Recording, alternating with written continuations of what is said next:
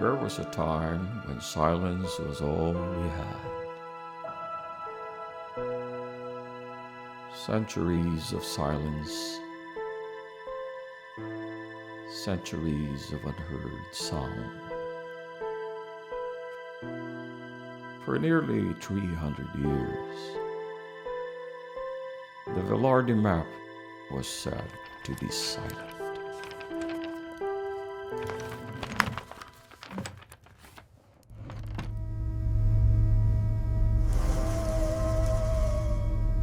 Present arms! Fuego!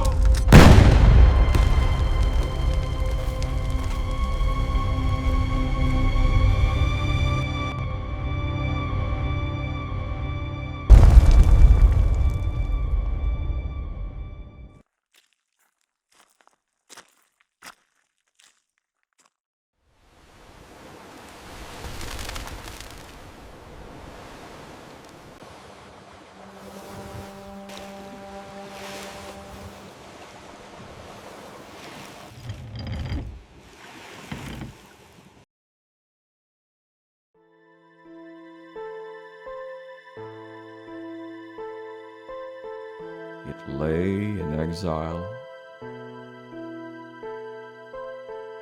far from the people whose portrait it carried.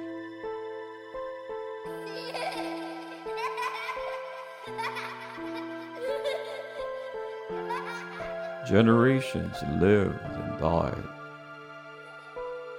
without ever beholding it. Children grew without its mirror. Elders passed without its witness. A nation wandered without the document that once held its reflection whole.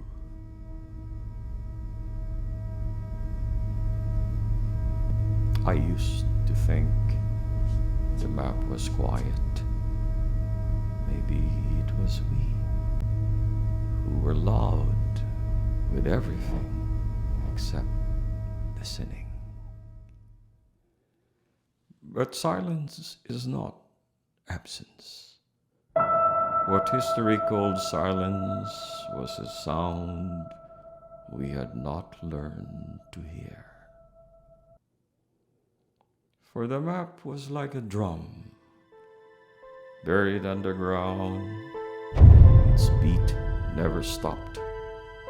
It thundered beneath the soil of history, steady and insistent, sounding yet unlistened, beating yet unnoticed.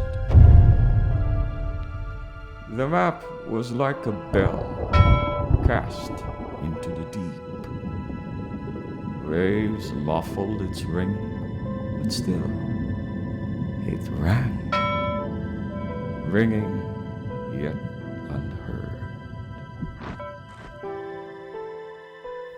The map was like a light, locked in a darkened cage, imprisoned, yet it radiated for those willing to notice.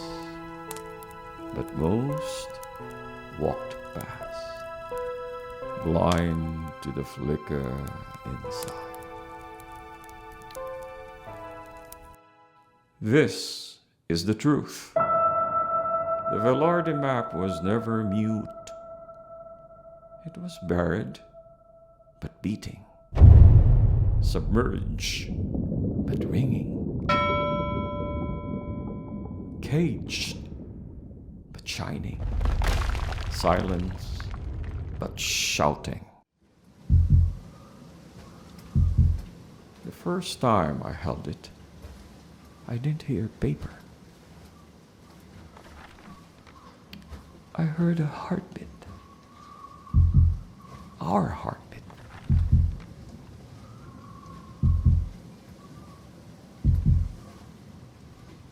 Not a relic, calling to the past,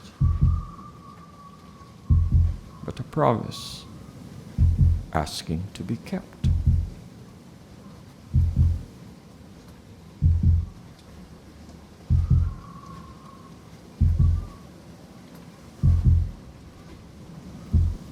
When it emerged in 2014,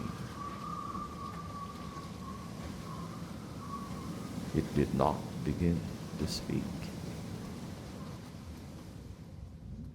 But at last,